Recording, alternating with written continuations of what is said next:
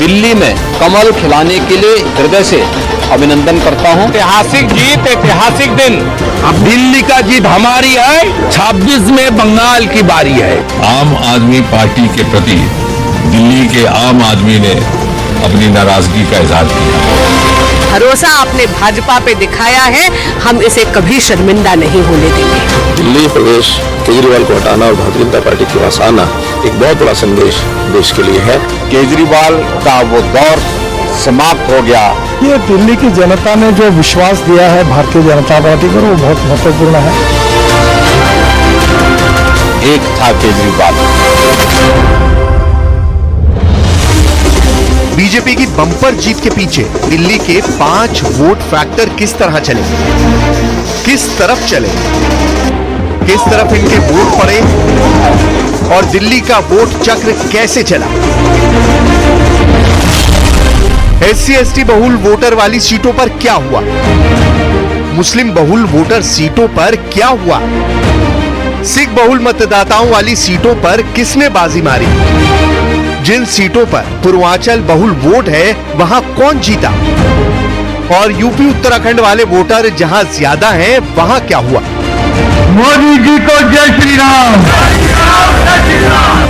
27 साल बाद बीजेपी की दिल्ली में वापसी हुई है। केजरीवाल की अपनी सीट और उनकी पार्टी के हर गढ़ का सफाया करने वाले वोट ने इस बार भी बहुत ही निर्णायक फैसला दिया है। सबसे पहले देखिए दलित वोट वाली सीटों पर क्या हुआ। दिल्ली में दलित उम्मीदवारों के लिए 12 सीट रिजर्व है और इस बार इनमें बवाना में बीजेपी जीती, मादीपुर में बीजेपी जीती, मंगोलपुरी में बीजेपी और त्रिलोकपुरी में भी बीजेपी जीती।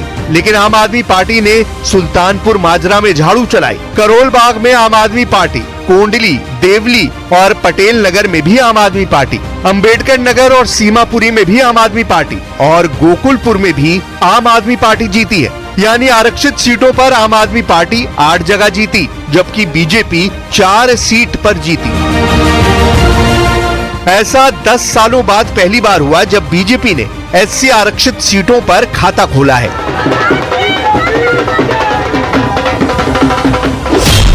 दिल्ली में दलित वोट 20%, दिल्ली में मुस्लिम वोट 13%, दिल्ली में सिख वोट 12%, दिल्ली में झुग्गी क्लस्टर के वोट 10%, पूर्वांचल वोट 20%।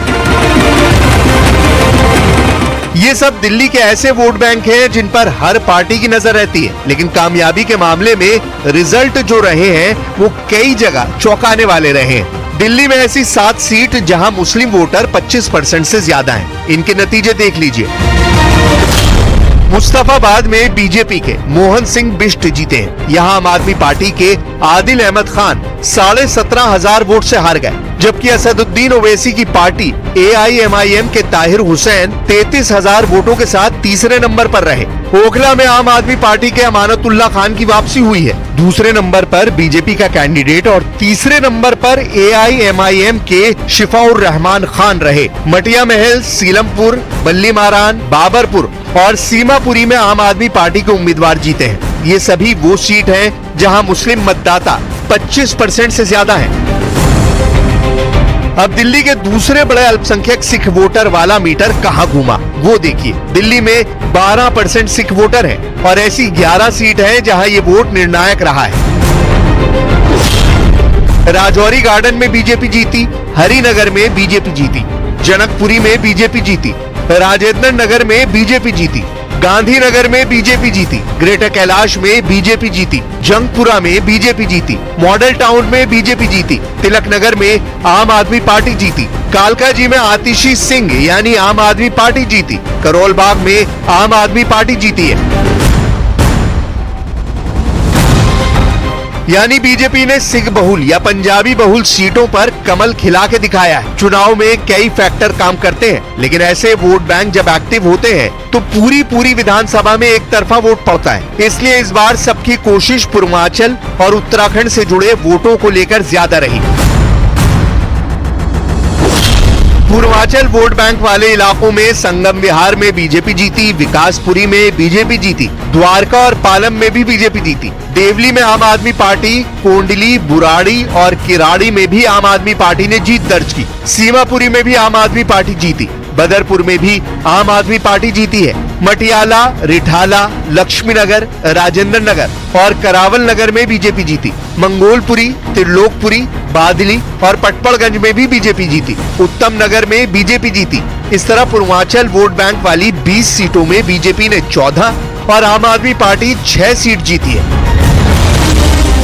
बीजेपी ने इस बार पूर्वांचल का वोट साधने के लिए अलग अलग टीम बनाई थी और उनके तमाम नेता लगातार इन विधानसभा सीटों पर कैंपेन करते रहे। अब देखिए उत्तराखंड से जुड़े वोटरों ने क्या कमाल किया है। दिल्ली में 18 लाख से ज्यादा वोटर उत्तराखंड से हैं और उनके वोट ने बड़ा उलटफेर किया है। इसमें नई दिल्ली यानी अरविंद केजरीवाल की सीट पर बीजेपी जीती। आरके पुरम और पटपड़गंज में बीजेपी जीती। पालम और द्वारका में भी बीजेपी जीती। करावल नगर और संगम विहार में बीजेपी जीती है। दिल्ली कैंट, बदरपुर और बुराड़ी सीट पर आम आदमी पार्टी जीती है। यानी 10 ऐसी सीट जहां उत्तराखंड के वोटर हैं, वहां 7 में बीजेपी और 3 पर आम आदमी पार्टी जीती है। आंकड़े बता रहे हैं कि पूर्वांचल के अलावा उत्तराखंड के वोटरों ने भी आम आदमी पार्टी को बड़ा झटका दिया है। एक खास बात इस इलेक्शन की ये रही कि हरियाणा से लगी दिल्ली की सभी सीटों पर बीजेपी का दबदबा रहा। नरेला, बवाना, मटियाला, नजफगढ़ सब जगह कमल खिला है। अब उन 19 सीट का रिजल्ट देखिए जहां झुग्गी झोपड़ी के वोटर दिल्ली के चुनाव में काफी निर्णायक साबित हुए हैं।